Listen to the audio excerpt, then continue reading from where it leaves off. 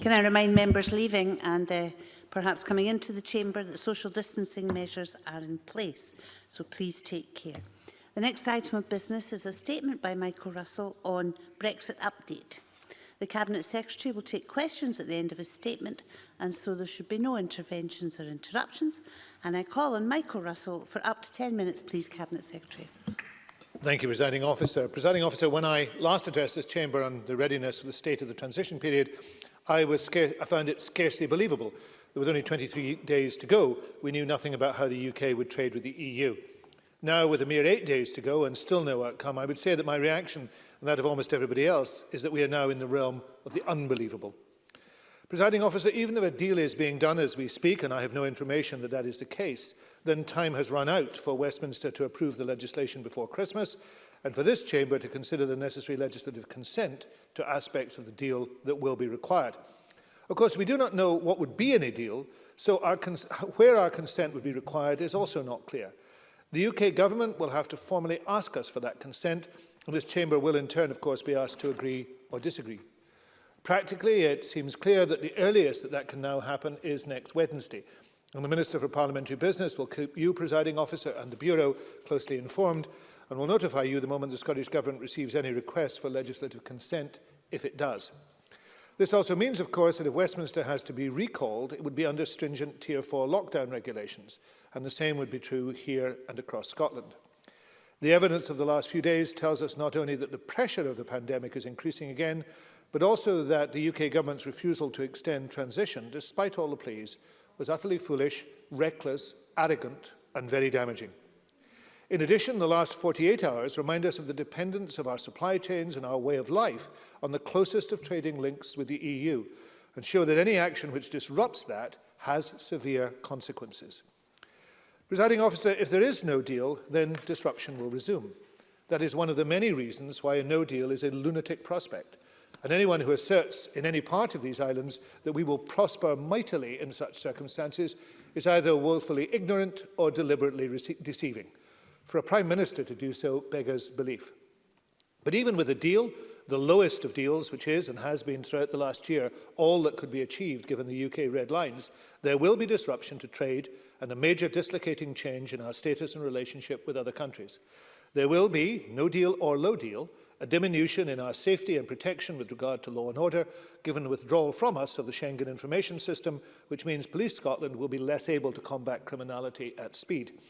We'll also lose access to the European arrest warrant, which means it will be far harder to ensure that foreign criminals face justice in Scotland. There will be, no deal or low deal, a growing threat to the standards we apply and expect to food, the environment and a range of other issues, that we will be able to mitigate some of that as a result of the passage last night of the EU Continuity Bill by a massive majority here, which I hope the UK Government will not again try and destroy by means of changing UK law.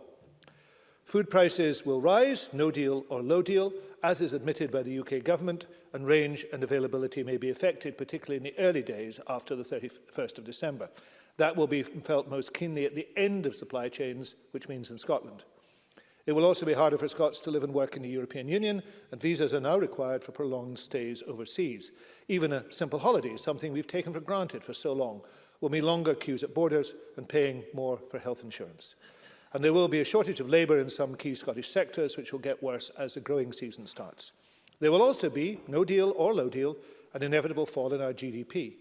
Even in the very best case scenario of a basic trade agreement outcome, our modelling shows that Scottish GDP is estimated to be 6.1% lower by 2030 compared to continued EU membership. This equates to the cost of each person in Scotland of an equivalent of £1,600. A catastrophic exit on WTO terms only could lead to a loss of up to 8.5% of GDP in Scotland by 2030, compared to continued EU membership, equivalent to £2,300 per person. My definition of prospering mightily does not include losing £2,300 for every man, woman and child in Scotland. But some impacts will be felt almost immediately. Presiding Officer, on the 8th of December, I set out what the Scottish Government is doing, as far as it is able, to mitigate the worst effects at the end of transition, which will produce immediate changes, low deal or no deal.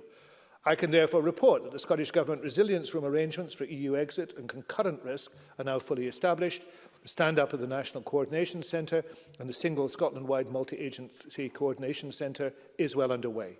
These arrangements put us in the best possible position to deal in a coordinated way with the impact of EU exit, the concurrent risks of COVID-19 and winter weather. We've already made use of them this week when considering the possible effects of the short straits situation. We are also fully focused now on protecting people, protecting imports and exports of essential goods, minimising economic impact and ensuring necessary legislative changes are in place as far as we are able to do so. We continue to do everything we can to protect vulnerable people, our communities and the third sector, through a £100 million package of support measures. We are, as we said we would, providing £5 million worth of support to Scottish wholesale food and drink businesses to help support food supplies across the country. We will now need to do more, particularly with respect to the shellfish and fishing sectors badly affected this week. We're doing all we can to make sure that patients continue to receive the medicine they need over the difficult months ahead, and we have confidence in those measures. We're also confident that the flow of vaccines will be protected. We've implemented a wide range of measures to support businesses across all sectors of the Scottish economy. Our enterprise agencies are providing targeted advice and guidance to companies that are likely to encounter operational and financial challenges as a result of both EU exit and COVID-19. Our multi-agency Prepare for Brexit website, hosted by Scottish Enterprise, continues to provide advice, sources of financial support and online self-assessment toolkits. Throughout this entire Brexit process, the Scottish Government has sought to engage constructively with the UK Government on preparedness issues. We'll continue, as we've always done, to advocate for the interests of Scottish businesses and of the Scottish people wherever possible. However, I must be entirely straight with this Parliament and with the people of Scotland. Regardless of whether we exit transition with a low deal or a no deal, jobs and living standards will be hit hard. And there are many things that we simply do not know, though they will change in 8 days' time. For example, we still do not know any detail on the complex issues such as rules of origin requirements. If a deal is agreed, rules of origin are essential in gaining preferential market access. We still do not know what the rules are for importing and exporting industrial goods between Scotland and the EU, and whether there will be an agreement on mutual recognition of conformity or specific provisions for individual sectors. We don't yet know if there will be a data adequacy decision and when this would be in place. Even if there is one, there will now be a gap. And we don't know how long that will last for, or whether there will be bridging mechanisms in place that cover data flows to the business sector in Scotland. What is certain, however, is that red tape and the costs of doing business will massively increase, with UK-wide customs declarations estimated to go up by a staggering £215 million.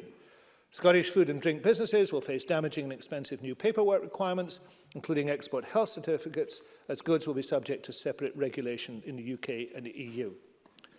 Presiding Officer, the Scottish Government does understand how difficult and damaging EU exit will be for Scottish businesses. That's why we will continue to engage closely with them and to implement the wide range of measures I outlined in detail in this and my previous statement.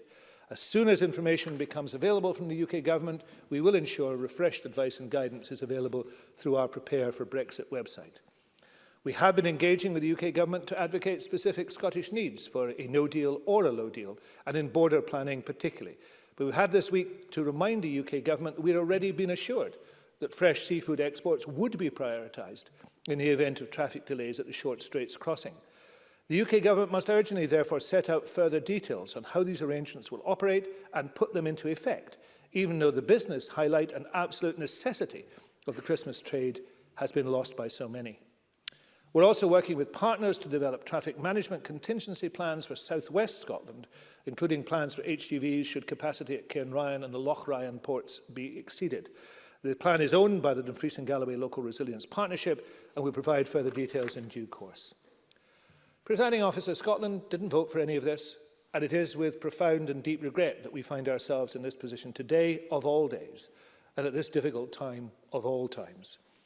The solution for Scotland, of course, is to choose its own future as an independent nation within the EU, and we can decide on making that choice in less than 5 months at the Holyrood election. Meantime, we will do everything we can to support and help all who live in Scotland at this difficult time. We'll continue to keep this chamber updated. We'll also redouble our efforts to make sure all our neighbours, understand that we aspire to a better future and are working to achieve it. Presiding Officer, this is not over. There are still difficult times ahead, but we believe we are as best prepared for them as we can be. and that despite the present darkness, we should look forward with anticipation and confidence to our future.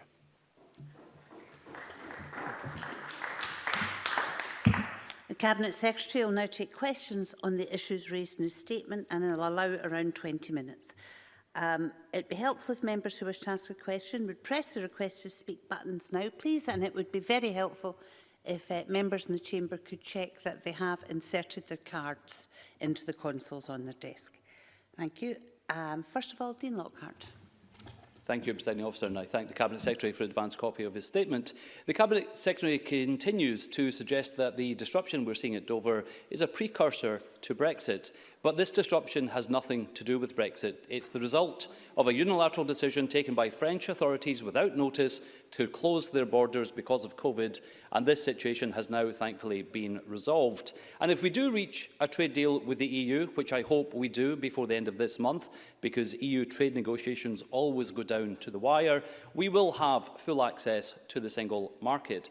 But the question today is whether the SNP will support such a trade deal, because in recent weeks we've heard conflicting answers from the First Minister, the Cabinet Secretary and others on whether they will support a free trade deal with the EU. That's not surprising, Presiding Officer, because we know that deep down the SNP is against free trade, having failed to support every single trade deal in the last 15 years, including UK trade deals with Canada, Japan and Singapore, all of which are important markets for Scottish exports. So let me ask the Cabinet Secretary, I've got two questions for him. First, will the SNP support a free trade deal with the EU, yes or no?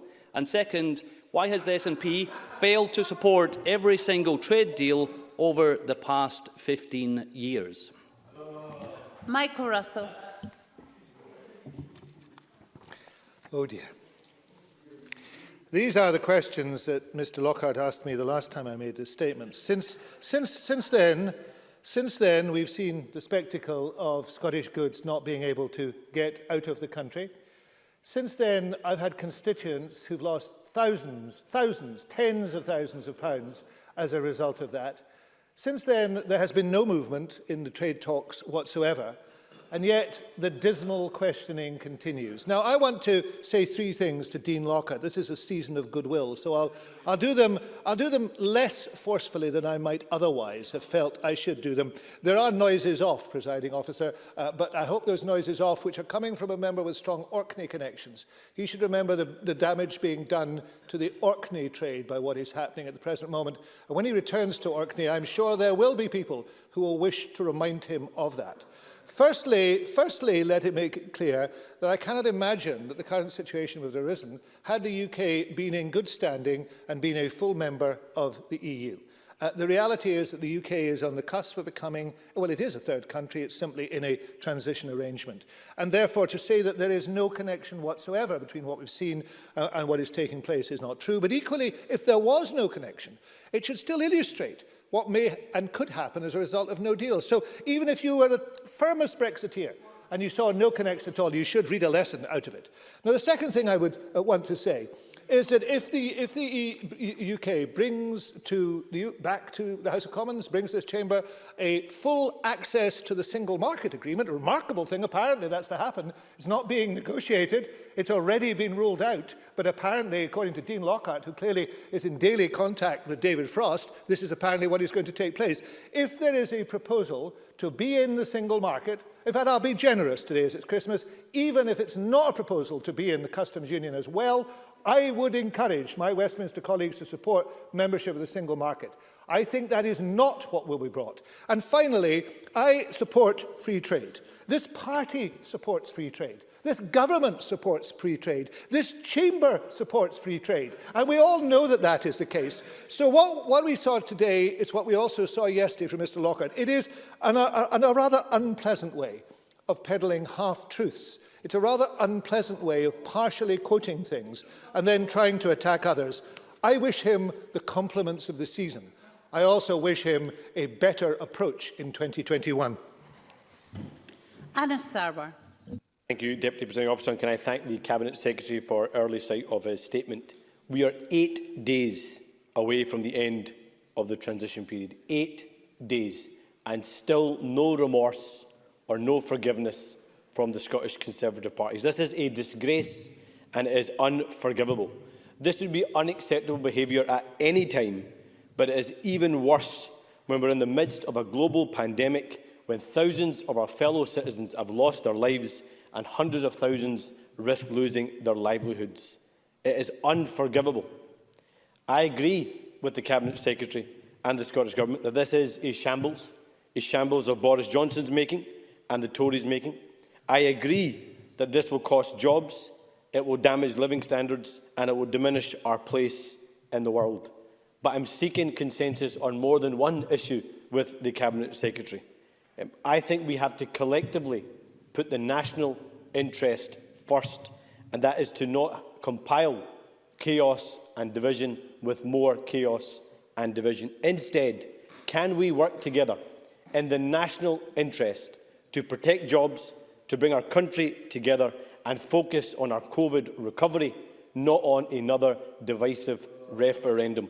I will work together with the Cabinet Secretary on that. Will he commit that promise today?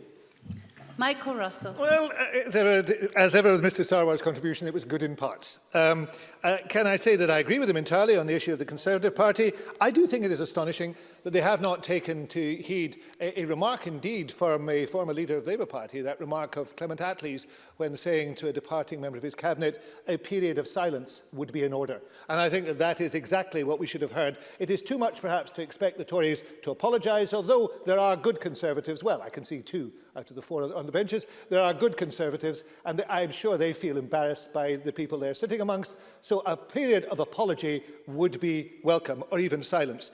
On the question of a referendum, no, I'm sorry to disappoint. Not just Mr Sarwar, there was enthusiastic clapping from the leader of the Liberal Democrats, who is on a bit of a roll on the issue of Independence Day. He clearly woke up this morning and thought that was the theme that he wished to follow during the day, and I look forward to his question.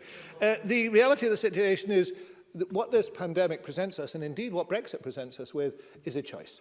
Is a choice of how we move forward, and whether we move forward having decisions made for us and choices made for us by the UK Tories, because that's where we are presently, and by a UK system that has failed us and that has not told us the truth and did not tell us the truth during the referendum in 2014, or whether we trust amongst ourselves the talent across this chamber. I include Mr Sarwar in that. Whether amongst ourselves we choose to make those decisions and to move ourselves forward. And Mr Rennie too. If we make those decisions wisely amongst ourselves, then we can have a very prosperous future. Okay, we'll move now to open questions. Can I say I've got quite a few. I doubt if I'll get through them all, but please ask succinct questions and let's have some succinct answers. Joan McAlpin, please, followed by Jamie Halford-Johnson. Thank you very much, Presiding Officer. The Culture, Tourism, Europe and External Affairs Committee recently published a report pointing out that business will be outside the customs union and face significant regulatory and bureaucratic burdens, even if the UK managed to secure an 11th hour bare bones deal with the EU. For example, business doesn't even know yet what rules of origin requirements it must comply with. This does not mean membership of the single market, whatever Mr Lockhart is trying to say. It does mean queues of lorries could become a permanent feature at our borders. Does the Minister agree with the committee's recommendation that the very least business deserves is for the UK Government to request a period of grace, effectively an extension of transition, to avoid this calamity? Michael Russell. I do agree. Well, that was useful. Thank you, Mr Russell. Jamie Halford-Johnson, followed by Annabel Ewing. Thank you, Deputy Presiding Officer. Scotland's important fishing industry is looking forward to the United Kingdom becoming an independent coastal state and regaining control of our waters. But while the Cabinet Secretary's former party leader, Alex Salmond, used to believe that it was, and I quote, imperative that we remove the dead hand of Brussels mismanagement as soon as possible from our fishing sector, isn't it true that Mr Russell and his SNP colleagues would take Scotland's fishermen straight back into the hated common fisheries policy just as soon as they can? Michael Russell. What the SNP Scottish Government will do is take the produce from Scottish producers straight into the European market, something that the Tories have stopped happening. The reality of the situation is that was a fatuous question, and it was a fatuous question because even the Tories now realise they are going to sell out the Scottish fishing industry as they've sold out everybody else. But the object lesson is this week. The object lesson is this week, that what we have seen is companies suffering enormously. Fishing companies, which I represent in my constituency. If Mr Harcourt-Johnson stops shouting for a moment, perhaps I will be able to get something through to him. Fishing companies in my constituency, which I represent, which are on the brink of bankruptcy because of the Tories. A period of silence would be in order. Annabel Ewing, followed by Pauline McNeill. Mr Harcourt-Johnson, please. Mr Harcourt-Johnson, you're seated, so you shouldn't be chuntering away and disrupting everyone while you're seated. Annabel Ewing, followed by Pauline McNeill. Thank you, Presiding Officer. Leaving to one side the wrongs of forcing EU citizens living here to apply for rights they already have, will the Cabinet Secretary take this opportunity to urge those who have not yet done so, including in my constituency of Cowdenbeath across Scotland, to apply a settlement scheme? And what message does the Scottish Government have for those EU citizens who have chosen to make Scotland their home? Michael Russell. I do entirely agree that anyone who hasn't applied should apply and should apply within the timescale. It is immensely regrettable what has taken place and very upsetting to people, and that again lies at the door of the Tories, unfortunately, but I would encourage them to apply. And the message is you're very welcome, you're contributing wonderfully well. We're delighted that you have made this place your home, and we want you to stay here, and we hope before too long that we're all back in the EU and some sense has returned to the situation. Can I remind members the meaning of succinct questions, please? And can we have Pauline McNeill, followed by Stuart McMillan.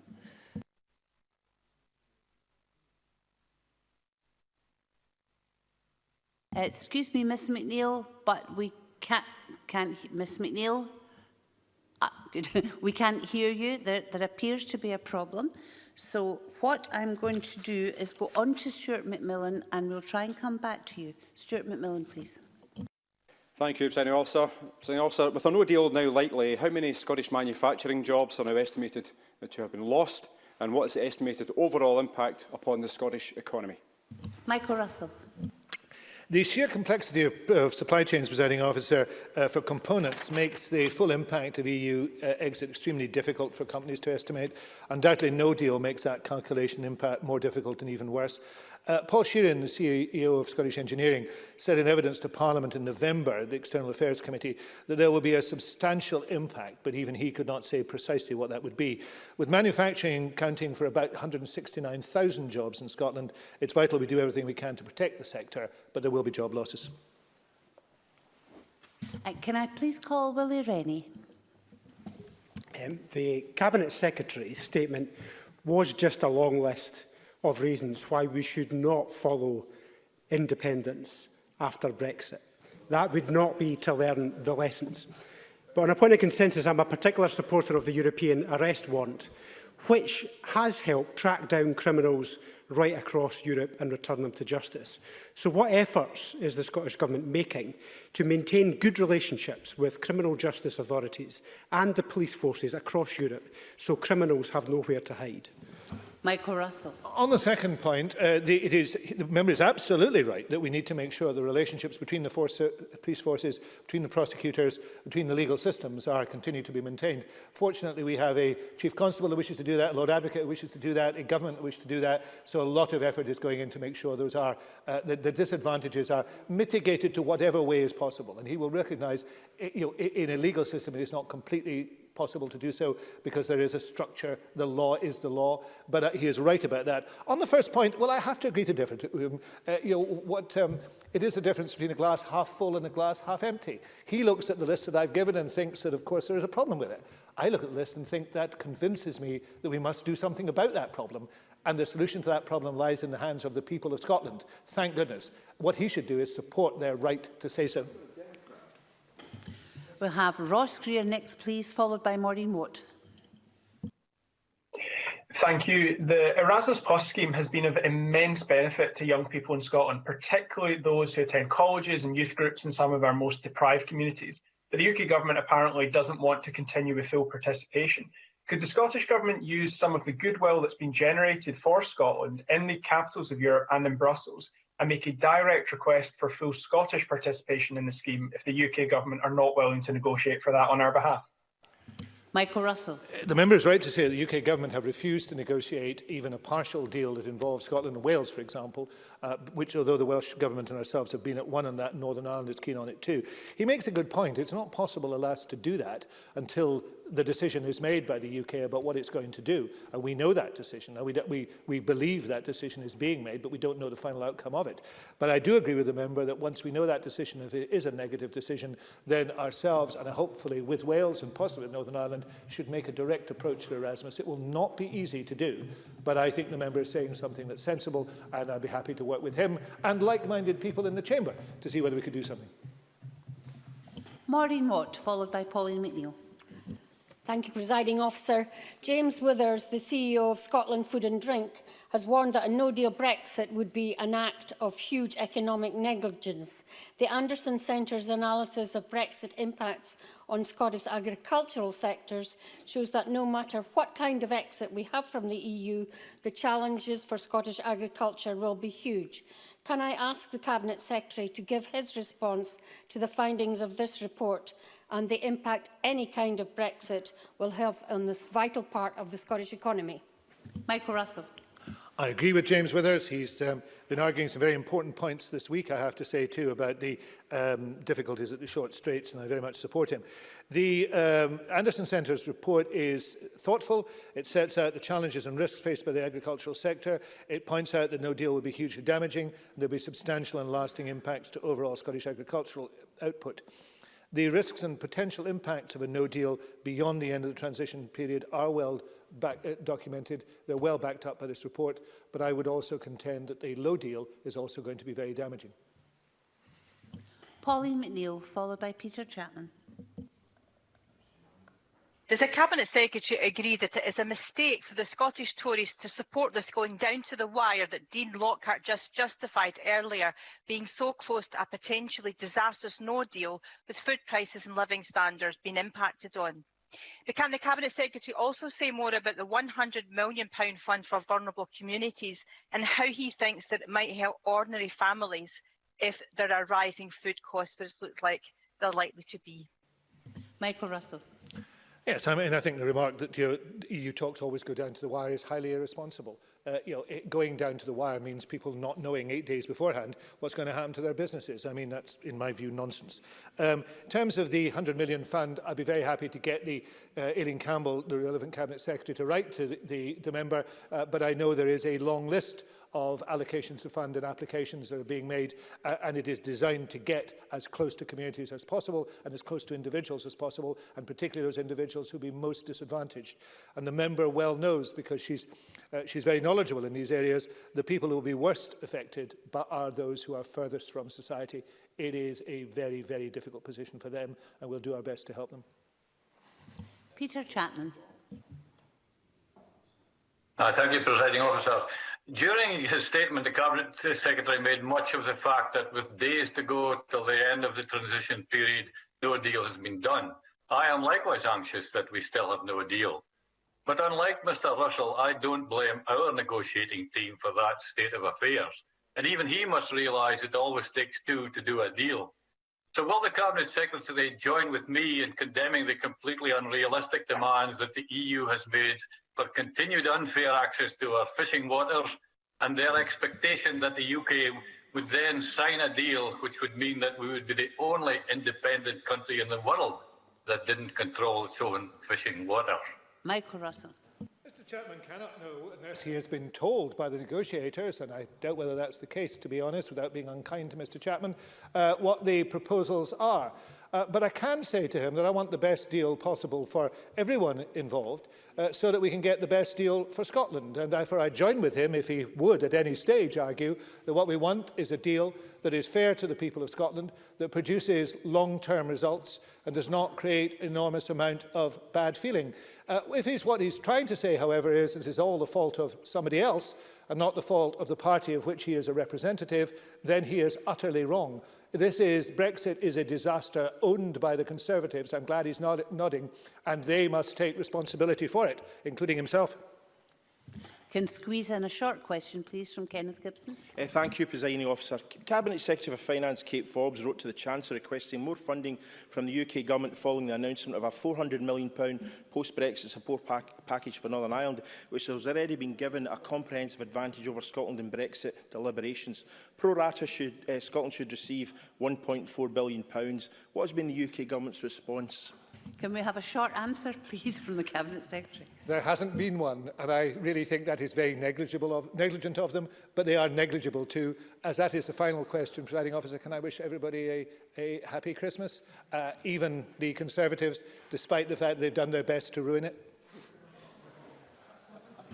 That concludes questions on the Cabinet Secretary's statement, and we'll move on to the next item of business.